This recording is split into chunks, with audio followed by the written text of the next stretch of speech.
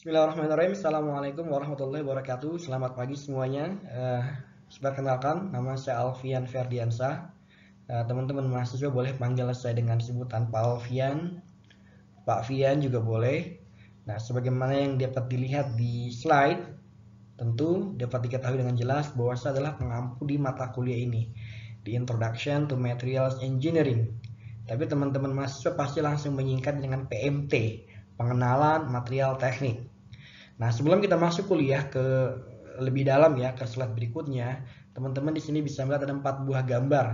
Yang pertama adalah batu ya. Ini adalah kapak perimbas. Ini adalah tools yang paling sederhana untuk bertahan, baik untuk berburu atau mungkin bercocok tanam dari manusia-manusia zaman dulu ya. Kemudian gambar kedua ini adalah piramid. Ini mega bangunan yang dibuat dari batu. Jadi kalau dari batu awalnya di tangan, sekarang batunya disusun dengan teknologi yang sangat canggih, dengan melibatkan matematika dan segala macam hingga terbuatlah bangunan sampai sekarang masih ada. Gambar ketiga ini adalah seorang astronot yang anggap saja dia lagi menapakkan kakinya di angkasa. Ya, ini dengan segala macam teknologi manusia sudah mampu menapakkan kakinya di angkasa. Dan yang keempat dan terakhir adalah sebuah alat ini jadi bukan batu lagi ya, tapi sebuah alat baru yang kita pegang yang itu sudah mampu menyatukan antara angkasa dan bumi. Nah, oleh karena itu dari 4 gambar ini kira-kira tahu gak topik apa yang akan kita bicarakan hari ini?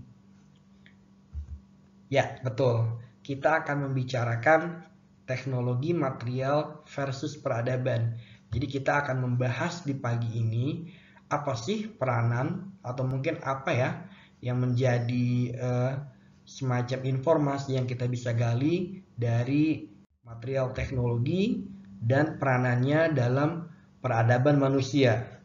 Apakah peradaban manusia itu bisa dilihat dari material teknologi atau justru material teknologi itu sendiri yang mempengaruhi peradaban juga?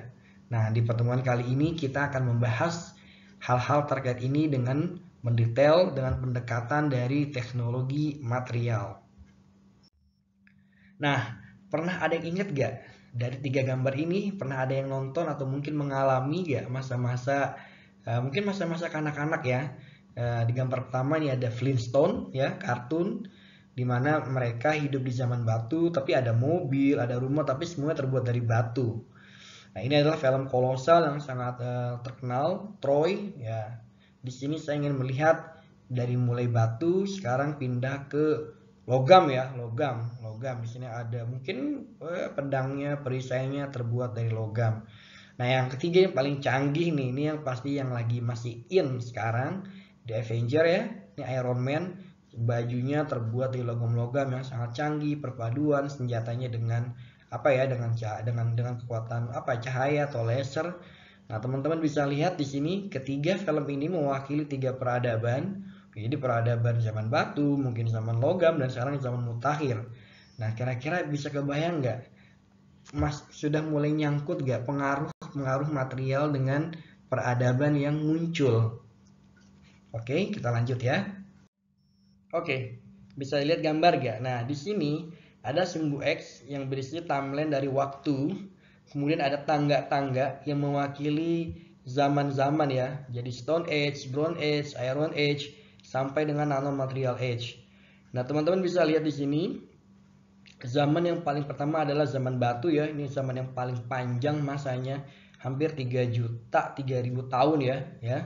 Kemudian loncat ke zaman perunggu. Nah, menarik di sini, loncat dari zaman batu ke zaman perunggu adalah cikal bakal yang kita kenal dengan nama metalurgi. Manusia sudah mampu mengolah logam. Nah, sekarang kita tarik dulu ke belakang. Kenapa sih bisa muncul metalurgi? Nah, di sini ada namanya teori campfire ya, teori api, di mana api itu bisa mengubah batu-batuan menjadi sebuah logam. Nah, ditarik ke belakang, ternyata api itu belum tidak serta-merta ditemukan ya. Api itu baru ditemukan 1,5 juta tahun yang lalu. Jadi hampir setengah dari durasi zaman batu. Nah, ternyata api tersebut baru bisa dihandle, dihidupkan oleh manusia, mungkin buat masak, mungkin buat mengolah makanan, itu baru 400.000 tahun yang lalu. Jadi mereka butuh kehangatan, melindungi diri itu belum lama, 400.000 tahun yang lalu.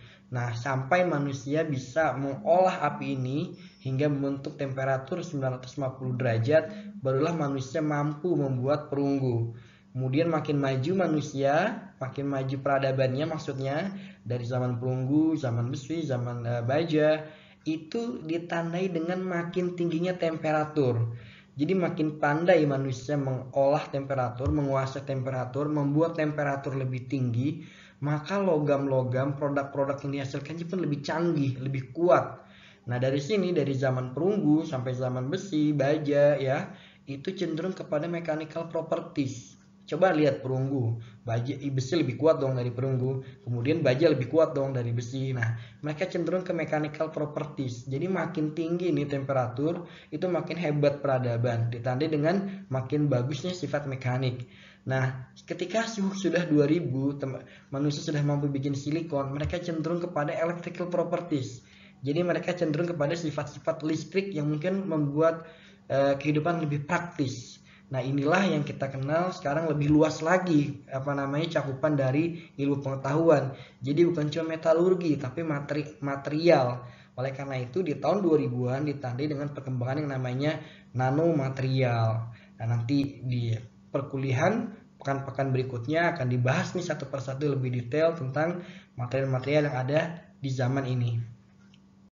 Oke. Kesimpulan dari slide sebelumnya adalah material mengarahkan kita kepada kehidupan yang lebih baik. Benarkah itu? Ya, kita cari buktinya. Komputer. Komputer tahun 51 itu berbentuk seperti ruangan. Nah, ini dibuat oleh salah satu perusahaan ternama dari IBM dengan kapasitas yang masih kecil, hanya 1000 kata, 12 karakter, dan disketnya pun besar sekali ya. Dan ini butuh ruangan yang sangat besar dengan harga antara komputernya dan printernya digabungin itu sekitar 13,4 miliar jika dirupiahkan di waktu sekarang. Nah, sekarang ambil contoh ini ya 2020, komputer yang paling sederhana yang bisa kita pegang misalkan tablet deh, tablet. Nah, ini dari Samsung nih contohnya, 32 GB, bisa video, bisa audio, itu hanya 4,3 juta rupiah. Bayangin dengan dana 13,4 miliar sehingga bisa punya komputer yang ruangannya besar, sekarang punya komputer yang ada di genggaman tangan hanya 4,3 juta. Apakah yang membuat itu? Yang membuat adalah material dan prosesannya. Jadi processingnya dan materialnya, ilmunya tuh berkembang terus. Nah ya, itu jadi bukti bahwa material tuh penting gitu ya. Nah, selanjutnya ambil contoh di otomotif. Ini adalah sedan pertama yang dibuat oleh Toyota tahun 36 nih, Toyota AA nih. Toyotanya orang Sunda nih. Nah, ini adalah Toyota Prius 2017. Apa yang kita bisa lihat di sini? Ternyata Toyota Prius itu bagian ekornya ya, bagian bagasinya itu terbuat dari carbon fiber. Nah, Toyota AA itu dari baja. Nah, padahal secara timeline dari baja kemudian berubah menjadi aluminium, sekarang menjadi carbon fiber, itu bisa saving berat sekitar 40%. Dengan 40% lebih ringan, tentu akan lebih irit penggunaan penggunaan bahan bakarnya. Dengan teknologi ini Toyota mampu berhasil ya dapat award dalam hal mengurangi berat. Nah, di kedepannya tentu pasti akan banyak produk-produk yang memberikan kemajuan dari sisi material, bisa lebih ringan. Kalau lebih ringan kan bisa irit bensin tentu dan segala macamnya ya. Nah, sekarang kita di sini. Ini adalah contoh-contoh ya, kesimpulannya. Apa kesimpulannya?